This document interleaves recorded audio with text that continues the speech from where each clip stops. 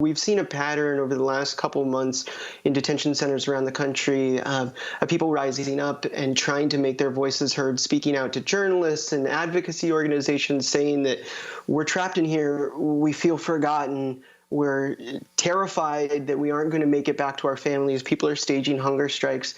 They're, like I said, talking to reporters. The response from the government and its private contracting partners, who by the way, make a lot of money off of this whole apparatus of detention, has been essentially repression, pepper spraying, tear gas, retaliation against reporters who are speaking to people in detention. That has been the way that ICE and the companies that it has worked with has largely responded to this situation. And it's worth keeping in mind that the population that we're talking about are folks being held on civil immigration violations. They're not being held for violating criminal law. They're not serving criminal sentences. The upshot of that, the significance of that, is that the government could release these people at any time if it wanted to. It is choosing to continue to hold tens of thousands of people in jails. They'll call them detention centers, but what this is, in terms of the actual experience of it, is incarceration.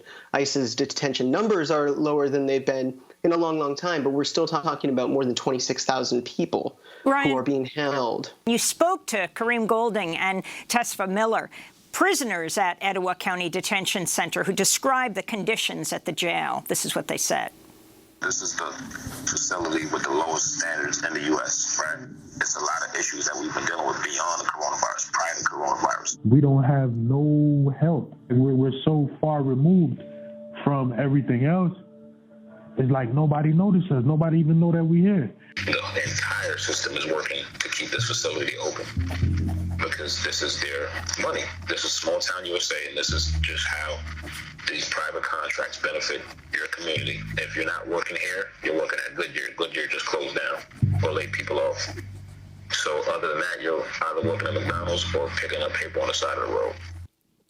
Ryan, tell us more about these prisoners at Etowah County Detention Center and the ones that threatened to take their own life.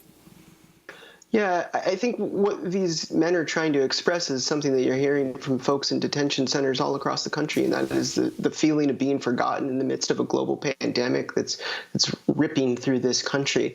And what they're describing is a system of detention and deportation that's been built up over the last several decades to the point that it is now, holding tens of thousands of people and refusing to release them, even as experts say that the Department of Homeland Security's own medical experts have said that these detention centers are a tinderbox. Those are their words for the spread of the coronavirus.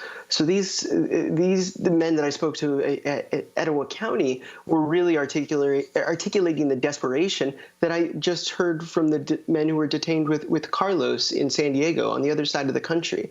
I mean, this is the message that is coming out of these detention centers fairly consistently at this point.